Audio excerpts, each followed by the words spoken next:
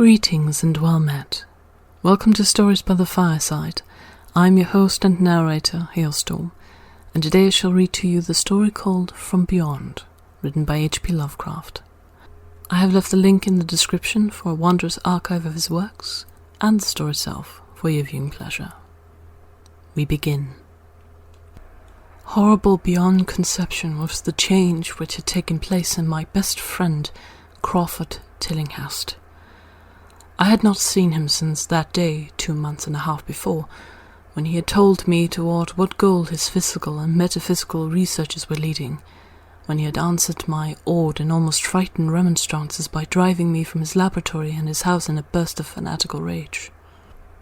I had known that he now remained mostly shut in the attic laboratory with that accursed electrical machine, eating little and excluding even the servants, but I had not thought that a brief period of 10 weeks could so alter and disfigure any human creature.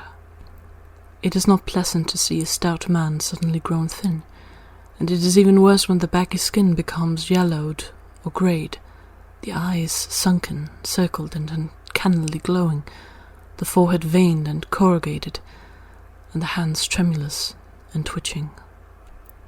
And if added to this there be a repellent unkemptness, a wild disorder of dress, a bushiness of dark hair, white at the roots, and an unchecked growth of pure white beard on the face once clean-shaven, the cumulative effect is quite shocking. But such was the aspect of Crawford Tillinghast on the night his half-coherent message brought me to his door after my weeks of exile. Such the spectre that trembled as it admitted me, candle in hand, and glanced furtively over its shoulder as if fearful of unseen things in the ancient, lonely house set back from Benevolent Street. That Crawford Tillinghast should ever have studied science and philosophy was a mistake.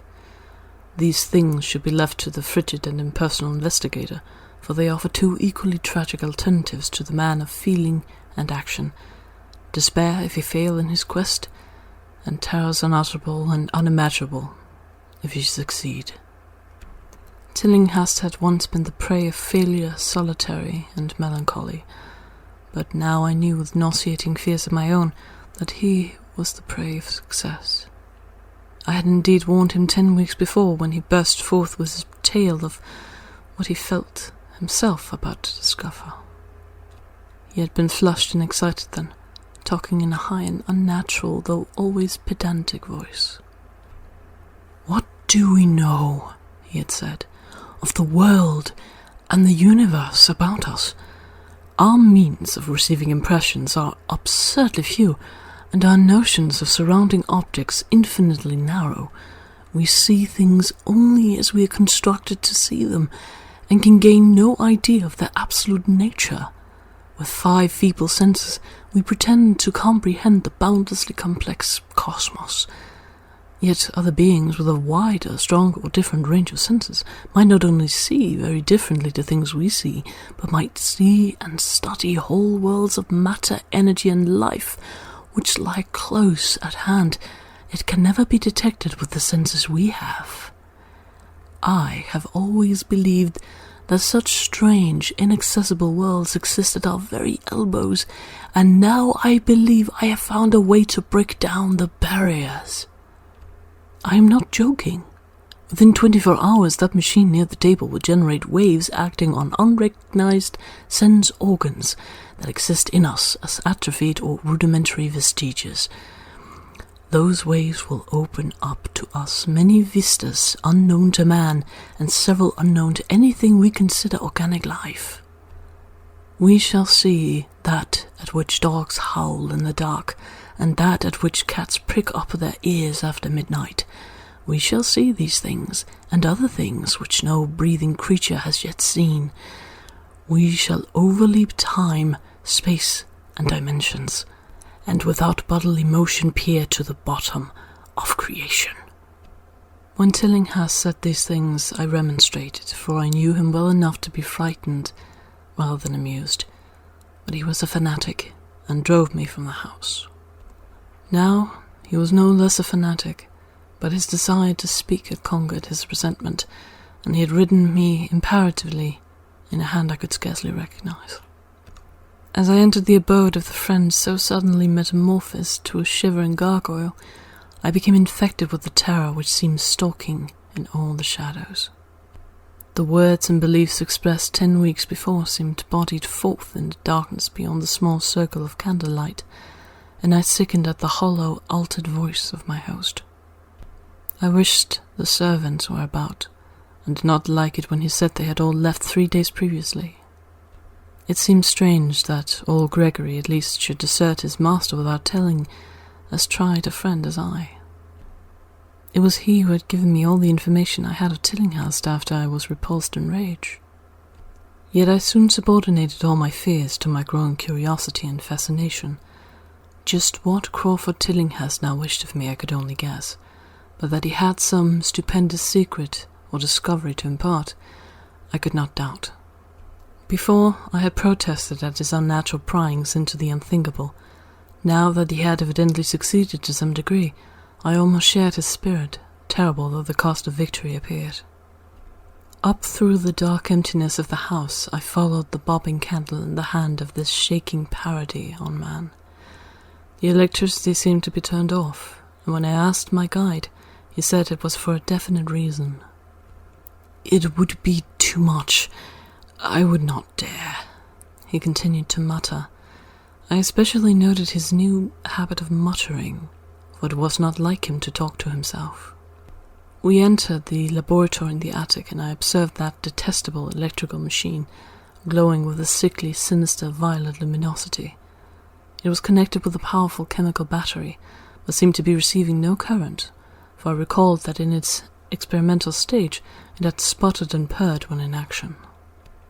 In reply to my question, Tillinghast mumbled that this permanent glow was not electrical in any sense that I could understand. He now seated me near the machine so that it was on my right, and turned a switch somewhere below the crowning cluster of glass bulbs.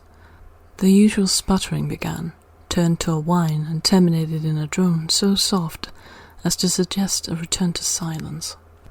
Meanwhile, the luminosity increased, waned again, then assumed a pale ochre color or blend of colors which I could neither place nor describe. Tillinghast had been watching me and noted my puzzled expression. "Do you know what that is?" he whispered. "That is ultraviolet." He chuckled oddly at my surprise. "You thought ultraviolet was invisible, and so it is, but you can see that and many other invisible things now. Listen to me. The waves from that thing are waking 1,000 sleeping senses in us, senses which we inherit from eons of evolution, from the state of detached electrons to the state of organic humanity. I have seen truth, and I intend to show it to you. Do you wonder how it was seen? I will tell you." Here Tillinghast seated himself directly opposite me, blowing out his candle and staring hideously into my eyes. "Your existing sense organs, ears first I think, will pick up many of the impressions, for they are closely connected with the dormant organs. Then there will be others. You have heard of the pineal gland? I laugh at the shallow endocrinologist, fellow dupe and fellow parvenu of the Freudian. That gland is the great sense organ of organs. I have found out. It is like sight in the end, and transmits visual pictures to the brain. If you are normal, that is the way you ought to get most of it. Get most of the evidence from beyond." I looked about the immense attic room with the sloping south wall, dimly lit by rays which the everyday eye cannot see. The far corners were all shadows, and the whole place took on a hazy unreality which obscured its nature and invited the imagination to symbolism and phantasm. During the interval that Tillinghast was silent, I fancied myself in some vast and incredible temple of long-dead gods, some vague edifice of innumerable black stone columns reaching up from a floor of damp slabs to a cloudy height beyond the range of my vision. The picture was very vivid for a while, but gradually gave way to a more horrible conception, that of utter, absolute solitude in infinite, sightless, soundless space. There seemed to be a void and nothing more, and I felt a childish fear which prompted me to draw up from my hip pocket the revolver I'd always carried after dark since the night I was held up in East Providence. Then, from the farthermost regions of remoteness, the sound softly glided into existence. It was infinitely faint, subtly vibrant, and unmistakably musical, but held a quality of surpassing wildness which made its impact feel like a delicate torture of my whole body. I felt sensations like those one feels when accidentally scratching ground glass. Simultaneously, there developed something like a cold draught, which apparently swept past me from the direction of the distant sound. As I waited breathlessly, I perceived that both sound and wind were increasing, the effect being to give me an odd notion of myself as tied to a pair of rails in the path of a gigantic approaching locomotive. I began to speak to Tillinghast, and as I did so, all the unusual impressions abruptly vanished. I saw only the man, the glowing machine, and the dim apartment. Tillinghast was grinning repulsively at the revolver which I had almost unconsciously drawn, but from his expression I was sure he had seen and heard as much as I, if not a great deal more. I whispered what I had experienced, and he bade me to remain as quiet and receptive as possible. "Don't move," he cautioned, "for in these rays we're able to be seen as well as to see. I told you the servants left, but I didn't tell you how. It was that thick-witted housekeeper. She turned on the lights downstairs as I had warned her not to, and the wires picked up sympathetic vibrations. It must have been frightful. I could hear the screams up here in spite of all I was seeing and hearing from another direction, and later it was rather awful to find those empty heaps of clothes around the house.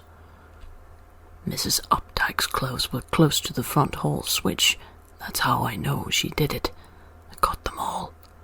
But so long as we don't move, we're fairly safe. Remember, we're dealing with a hideous world in which we are practically helpless. Keep still." The combined shock of the revelation and of the abrupt command gave me a kind of paralysis, and in my terror my mind again opened to the impressions coming from what Tillinghast called beyond. I was now in a vortex of sound and motion, with confused pictures before my eyes. I saw the blurred outlines of the room, but from some point in space there seemed to be pouring a seething column of unrecognizable shapes or clouds, penetrating the solid roof at a point ahead and to the right of me. Then I glimpsed the temple-like effect again, but this time the pillars reached up into an aerial ocean of light, which sent down one blinding beam along the path of the cloudy column I had seen before. After that the scene was almost wholly kaleidoscopic, and in the jumble of sights, sounds, and unidentified sense impressions I felt that I was about to dissolve or in some way lose the solid form. One definite flash I shall always remember. I seemed for an instant to behold a patch of strange night sky filled with shining, revolving spheres, and as it receded, I saw that the glowing suns formed a constellation or galaxy of settled shape, the shape being the distorted face of Crawford Tillinghast. At another time, I felt the huge animate things brushing past me and occasionally walking or drifting through my supposedly solid body, and I thought I saw Tillinghast look at them as though his better-trained senses could catch them visually. I recalled what he had said of the pineal gland, and wondered what he saw with his preternatal eye. Suddenly, I myself became possessed of a kind of augmented sight. Over and above the luminous and shadowy chaos arose a picture which, though vague, held the elements of consistency and permanence.